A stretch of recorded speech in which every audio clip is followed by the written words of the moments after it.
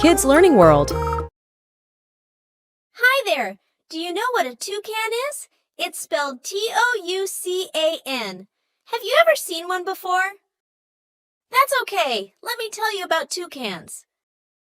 Toucans are colorful birds that live in tropical forests. They have bright feathers and a big, colorful beak. Toucans like to eat fruits, insects, and even small lizards.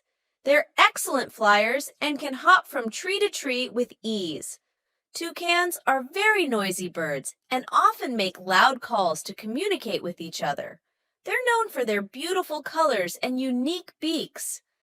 Great! Let's draw a toucan together. Here are the simple steps we can follow.